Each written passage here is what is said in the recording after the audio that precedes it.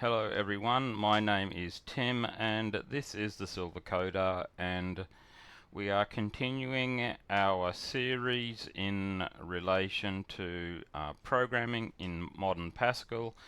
And in this particular video we're going to do as I promised, which was we're going to take the skills from our last two videos and make a game out of it. So the game we were going to make was Hangman, but that is probably inappropriate in this day and age. So same rules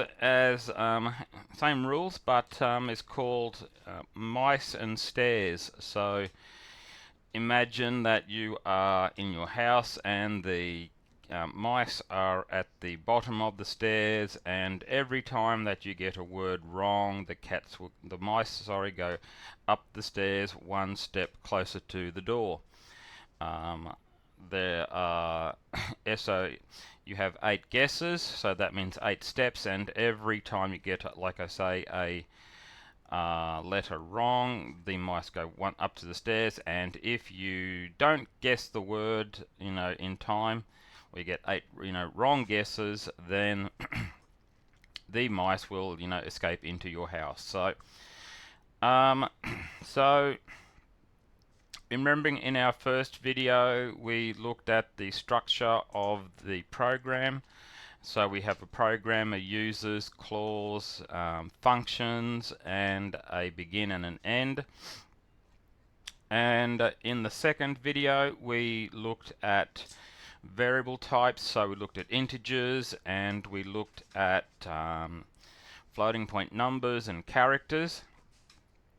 In the game though, we are going to be adding in strings. But they'll be explained in a future video.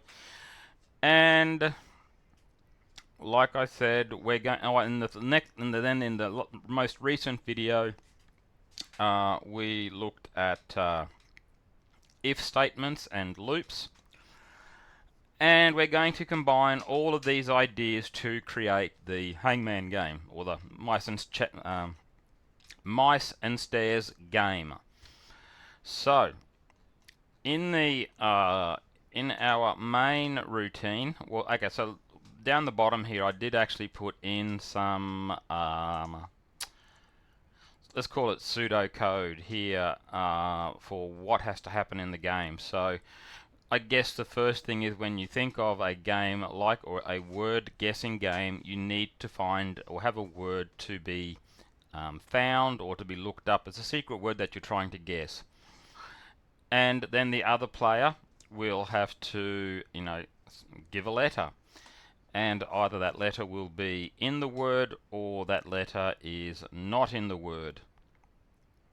If the letter is in the word, then every location of that letter we put that character in that spot. And if that letter is not in the word, then we will either we say we got it wrong, and either we can work our way up to the maximum number of failed attempts, or we can work our way from the maximum number of attempts allowed down to 0. And in essence, that is the game. So the game then is implemented in this particular function here called play game. And so we have our secret word here, which is the word that that the person will be guessing. We need to have the word in progress, or we could say that the user is building up. We're going to also here store the letters, whether they were successful or not, into a variable, so that in essence we're going to show the user what letters they have used so far. The user will, each time when we ask the user to select or to enter the next letter, or to enter a letter that's in the word, that will be stored in guess. Guesses left, as the name implies, we're going to basically start at the number of incorrect guesses, and every time that you get one wrong, then guesses left drops by 1.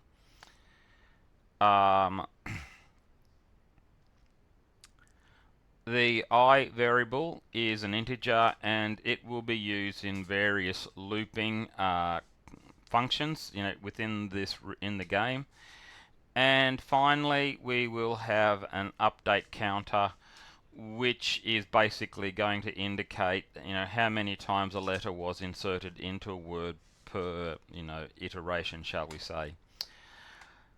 So, the first thing that happens in this particular game here is that we're going to have an assignment here. So, max incorrect guesses is a constant which we have here.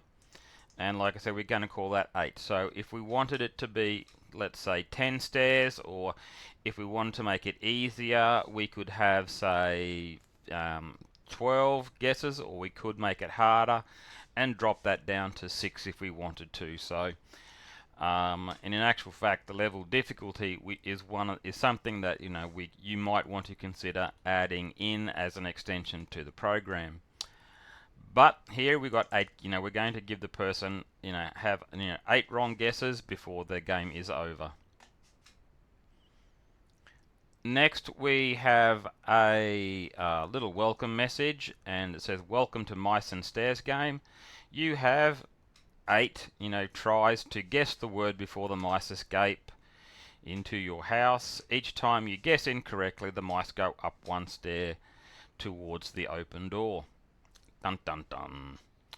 So then we have to find a word for the user to select from, or to guess, I should say. Now, what we're doing in our particular game here, we are using an array of strings, and the program will basically be choosing one of these words at random, and the word will also be converted into uppercase. So when you see so here, so basically a random word is selected, and then the word basically that we're looking for will just be made up of dots, as in letters that to be found, or checked, etc. And you'll see how this plays out when we run the game. What will happen next is that we're going to display some information or stats to the user. We're going to show them the word that they have, the word that they have guessed so far. So if there were an A in the second position, it'll be dot A, dot dot dot, for instance, if it was a 5-letter word. We're also going to tell them how many letters or how many guesses are left. And we will also show them the letters which have been used already. Also, when we look at this code here, I want you also to be conscious of the fact that I tried to avoid using any functions like break or continue, or I'm not going to use a go to, obviously. I just wanted to make it using only the knowledge that we've had, that we've built up so far. So we ask the user to enter a letter, and that will be captured with the read line statement here. Now, if they do enter a letter in lowercase, then we will convert that to uppercase in the next line here. And then we will, the next thing is, in case the user enters a number, for instance, then I don't want to look up that letter in the word, for instance. But in this instance here, I'm also not wanting to penalize the user, for entering in a wrong character. Of course, if you wanted to make the game harder for the user, you could easily give them a penalty. You could give up 2 goes, for instance. In this case here, this is just the a version that you can make as easy or as hard as you like. So so the next bit of code here, so assuming the letter is in A to Z, we're going to go down here, and here we're going to check whether the letter here is in the range of letters that they've already used. Like the previous instance, I'm not going to penalize the user for choosing a letter they've already tried. If the letter is in that set of all letters, then it will write out do. You have already tried that letter. We're going to look at the implementation of that in a little bit. So we're now looking at, we now have a letter in the range of A to Z, and it is not or hasn't been used before. So what we're going to do then is to add this letter to all letters, and then what we're going to basically do is to check whether the letter that's entered by the user is in that position in the secret word, and if it is, then we're going to replace the character, the dot at that position, with that character, and we will increment an update counter. So if no letter got updated, then we know that that letter is not in the word, in essence. So, and if the letter were, say, in the word twice, then each occurrence would be updated, and let's say if the count were equal to 2, is 2 equal to 0? No, so everything is cool there.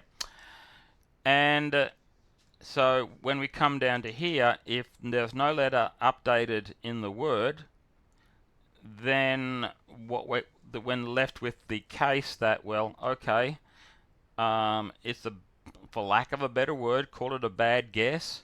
So we reduce the guesses left by 1. So that's like saying this, this decrement function here is like saying guesses left is assigned guesses left minus 1. And we go, whoops, or sorry, wrong guess. And all of this func code, that code we've been talking about there, is in a loop. And we will keep it going until we have no guesses left, or we find the word. It's as simple as that. And if we do find the word, then guesses left must be greater than 0. And if that is the case, then we will output a, yay, you got the word. Otherwise, go, wah, wah, wah, game over, the word was da, and the mice have escaped and are running around the house. So why don't we run the game, and then we'll look at these the last function, and then we can also examine how you might extend this game, to, well, however you want it, to help you to, understand or learn other parts of Pascal. And if you do want to extend it, then I would love to hear what you do, in your what change you're implementing essentially. So basically, welcome to Mice and Stairs game. You have 8 guesses to try to guess the word before the mice escape. Each time you guess incorrectly, the mice go up 1 stair towards an open door. And we can see here that there are 6 letters in the word. We've got 8 guesses and we've used no letters. So let's type in A. Let's go for an A. Sorry, wrong. Okay, so I've still got 6 and I've got 7 guesses left. Let's go try an S. Oh, okay, wrong guess again. 6 guesses left. Let's try a T. Oh, this is not looking good. Let's try a P. Okay, so I've got P. P. Okay. P A. No, can't be an A. P O. No. this is not looking good at all, is it, folks? So you can... Oh, we got an L. P-I-L. Huh. What could be the next letter? What A? Let's try an E. I'd hate to P-E-O. No. P-O.